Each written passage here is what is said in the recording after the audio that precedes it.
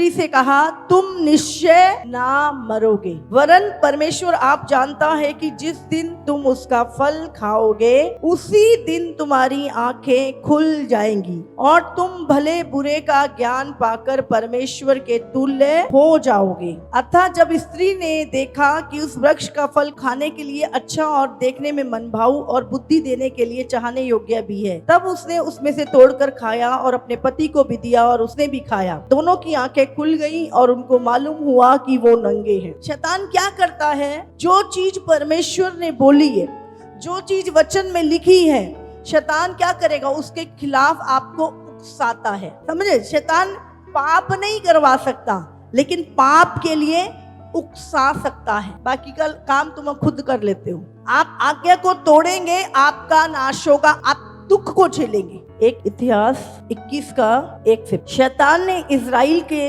विरुद्ध उठकर दाऊद को उकसाया कि इजराइलियों की गिनती ले। अब इसमें कौन सी गलत बात है, सेना की गिनती तो लेनी है। बहुत बार हमें बहुत सारी चीजें जब शैतान हमें उकसाता है गलत नहीं लगती। ये करने में क्या बुराई है, सारी दुनिया कर रही है, मैं भी कर रहा हूं, तो कौन सी बुराई है इसमें। दाऊद को उसको शैतान ने उकसा दिया, उसके बाद भी उसका साथी था, उसने बोला, योआब ने कहा, यहोवा की प्रजा कितनी भी क्यों ना हो वो उसको 100 गुना बढ़ा दे, परंतु हे मेरे प्रभु, हे राजा, क्या ये सब राजा के अधीन नहीं है? मेरा प्रभु ऐसी बातें क्यों चाहता है? वह इजराइल पर दोष लगाने का कारण क्यों बने? फिर भी नहीं माना।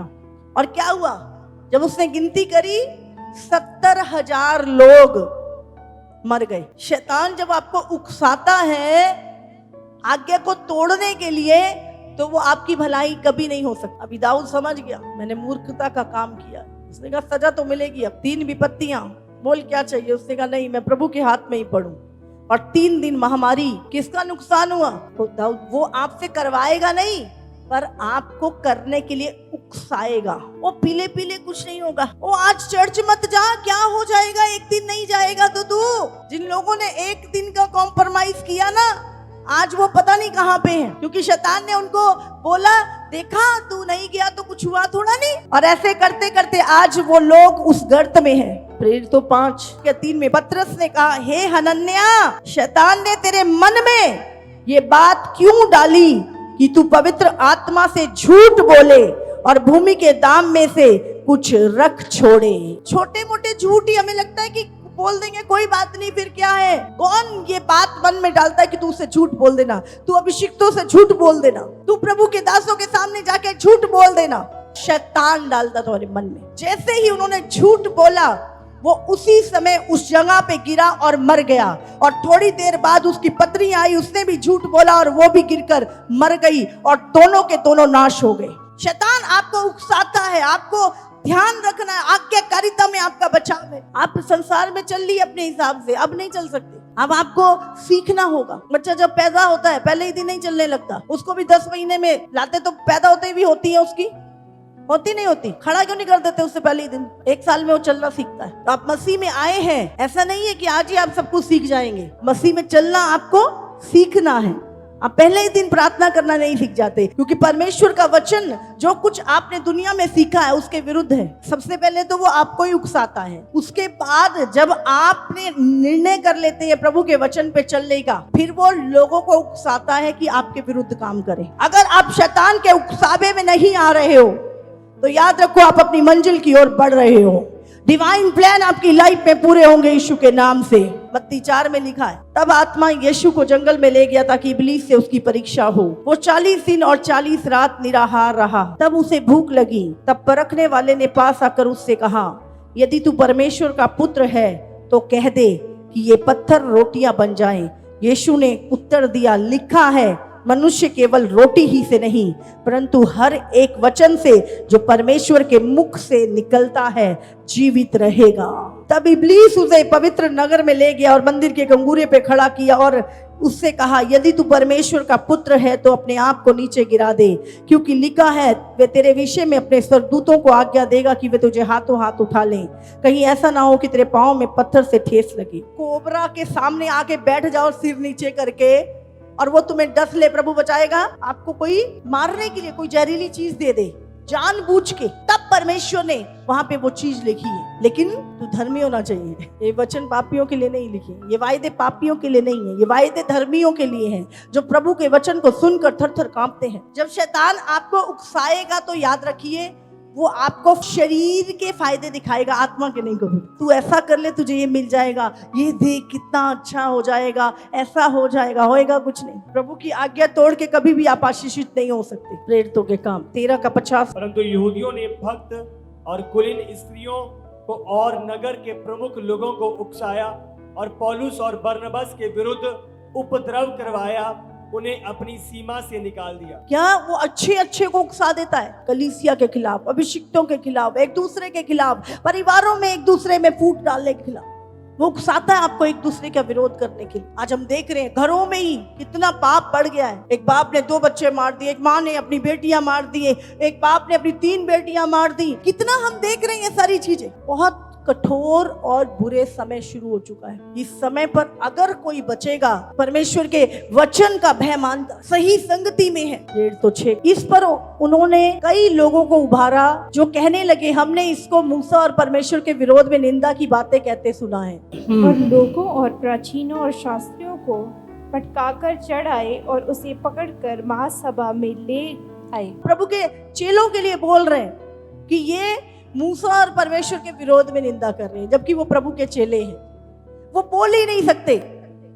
आज लोग उन बातों पे विश्वास करते हैं जो प्रभु के जन बोल ही नहीं सकते। क्या करते हैं? लोगों को भड़का के, भरमा के, वो ऐसा कर रहे हैं, वो गलत कर रहे हैं, चलो चलो चलो उनको मारे, उनके ऊपर चढ़ा। शैतान के काम है। याद रखिए, शैतान क्या करता है? तुम्हें उकसाता है। कुछ नहीं होगा, मत जा चर्च, कुछ नहीं होगा, मत कर प्रार्थना, सो जा। कितनी थकी है ना तू, सो जा भाई। पूरा दिन काम करके थक जाता ना व्यक्ति, कहाँ प्रार्थना होती। और शैतान क्या करता है? हमें बेचारा बना देता। बिल्कुल ऐसा लगता है कितनी चिंता ये हमारी कर रहा है, वो हमारे विनाश की ओर हमें ले जा रहा होता है। आज बहुत सारे लोग आत्मिक अंधे हैं। प्रभु भी कहता है उनके लिए, ये देखते हुए भी अंधे और सुनते हुए भी बहरे हैं। वचन सुन तो रहे हैं, फिर भी क्या करें बादशाह जी, कैसे करें? ऐसे कर ले। दिन भर तुम वचन सुनते हो, अभी तुम्हें पूछने की जरूरत है।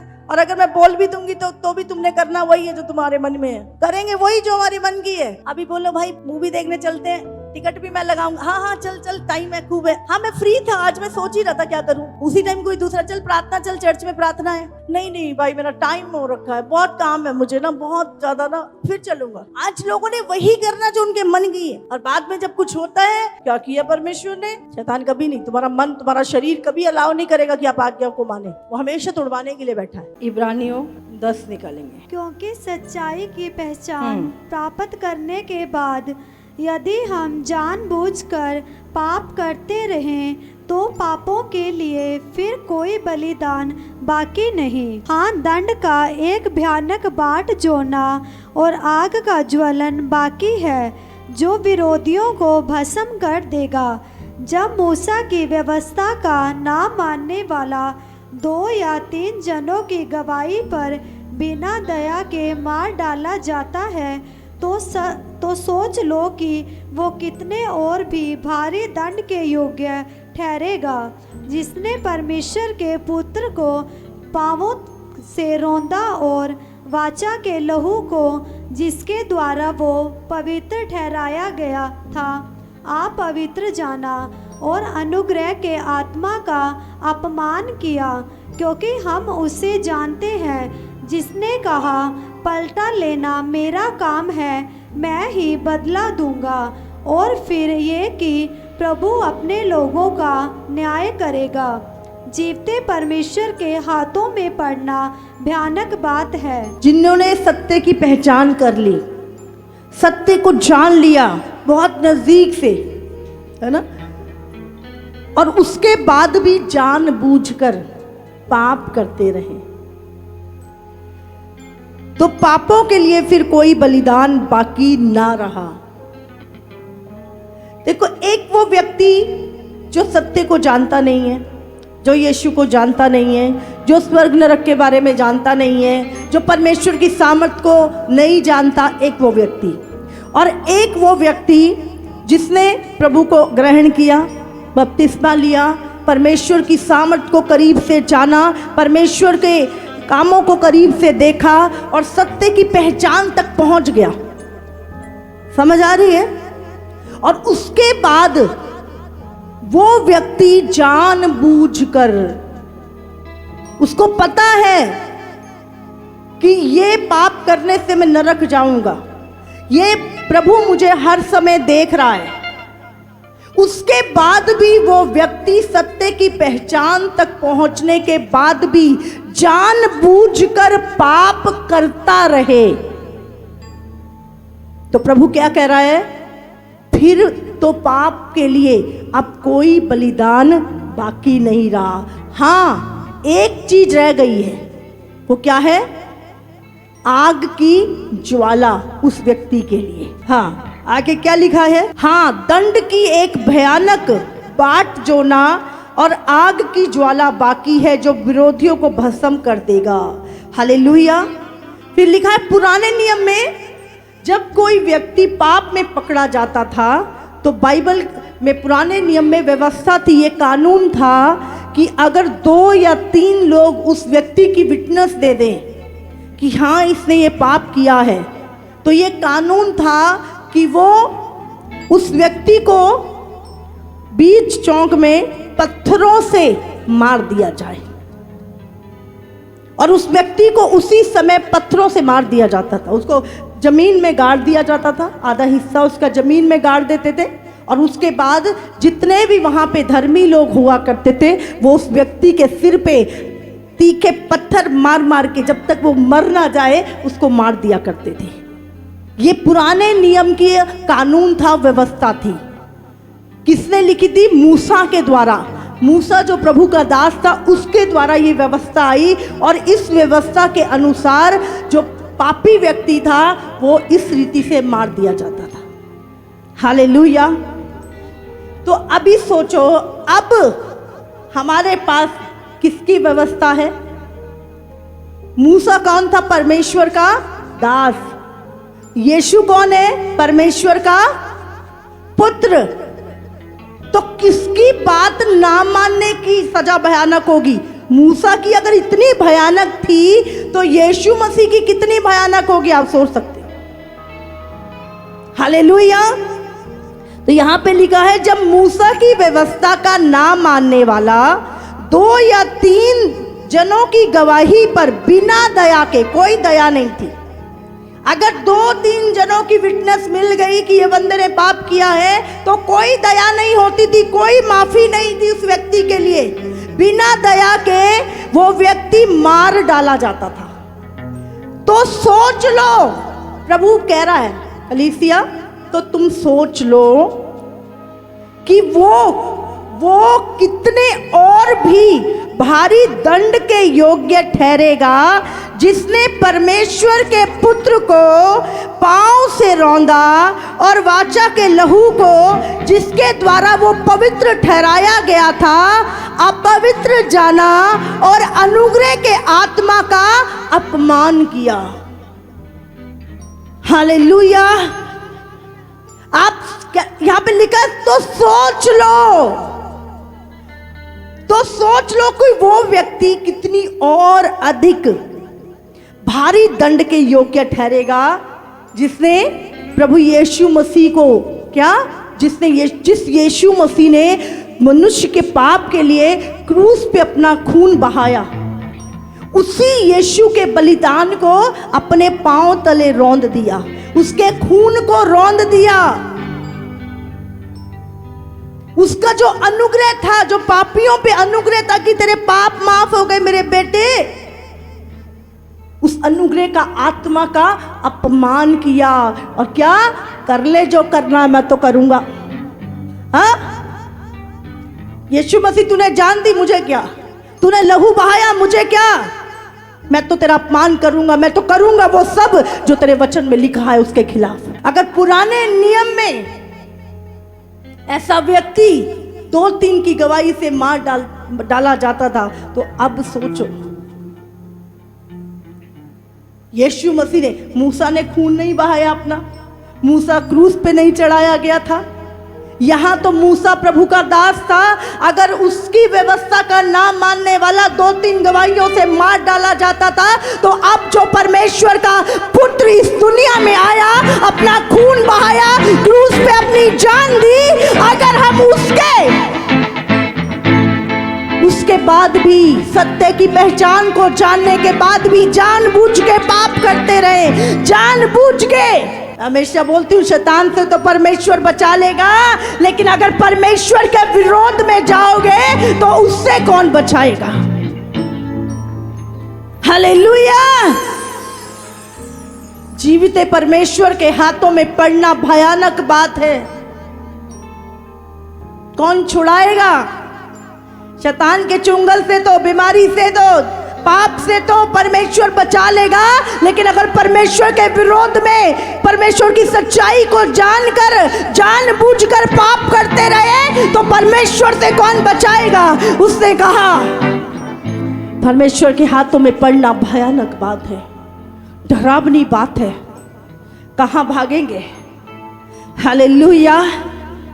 इसीलिए कलीसिया जब सत्य को जान चुके हो, सत्य की पहचान तक पहुंच चुके हो, एक वचन और निकल, इब्रानियों 6 उसका 4 से 8। क्योंकि जिन्होंने एक बार ज्योति पाई है और जो स्वर्गीय वरदान का स्वाद चख चुके हैं और पवित्र आत्मा के भागी हो गए हैं और परमेश्वर के उत्तम वचन का और आने वाले युग की सामर्थ का स्वाद चख चुके हैं, यदि वे भटक जाएं तो उन्हें मन फिराव के लिए फिर नया बनाना अनहोना है। ये बहुत कठोर वचन है। क्या लिखा है? एक बार यदि वो भटक जाएं, इनकार कर दें यीशु मसीह का, हम नहीं जानते कौन है यीशु मसीह, तो उनको नया बनाना अनहोना है। प्रभु कर सकता है, लेकिन ऐसे व्यक्ति का वापस लौटना या प्रभु के पास आना अनहोना। प्रभु का इनकार कर, उसकी सामर्थ का, उसके प्रेम का, उसके वचन का, पवित्र आत्मा का, उसके आश्चर्य कर्मों का, सब चीजों का इनकार कर दे ऐसा व्यक्ति, तो प्रभु कहता है ऐसे व्यक्ति का नया बनना अनहोना है। क्योंकि वे परमेश्वर के पुत्र को अपने लिए फिर क्रूस पर चढ़ाते हैं। हाँ, वो प्रभु यीशु मसीह के को फिर से क्रूस पे चढ़ाते हैं। जब एक व्यक्ति प्रभु में आने के बाद बार बार पाप करता है, जानबूझ के पाप करता है, तो हम दोबारा से यीशु को क्रूस पे चढ़ाते हैं, दोबारा से यीशु को वो दुख देते हैं और प्रगट में उस पर कलंक लगाते हैं। क्योंकि जो भूमि वर्षा के पानी को जो उस पर बार बार पड़ता है, पी पी कर जिन लोगों के लिए वो ज्योति बोई जाती है, उनके काम का साग पात उपजाती है, वो परमेश्वर से आशीष पाती है। पर यदि वो झाड़ी और ऊंट कटारे उगाती है तो निकम्मी और श्रापित होने पर है और उसका अंत जलाया जाना है। हालेलुया। लिखा है वो भूमि जो अपने बोने वालों को क्या करती है, बारिश का पानी ले लेके उनके लिए साग पात उपजाती है, वो धन्य है, वो आशीष है। और जो भूमि बार बार बारिश होने पर भी क्या ईंट कुटारे, क्या लिखा यहाँ पर, झाड़ियां और ऊंट कुटारे उगाती है, किसी की आशीष का कारण नहीं, किसी की बरकत का कारण नहीं। आपका लाइफ, आपका स्वभाव नहीं बदला, आपका जीवन नहीं बदला, वही पुरानी चीजें, वही पुराने पाप अभी करते आ रहे हैं, तो प्रभु क्या कह रहा है, तो वो निकम्मी और श्रापित है और उसका अंत जलाया जाना है। जब आप प्रभु के पास आ चुके हैं, अभी आपकी लाइफ दूसरों के लिए एक आशीष का कारण बननी चाहिए, लेकिन अभी भी पाप हमारे जीवन में प्रभुता कर रहा है। सोच लो अंत क्या होगा।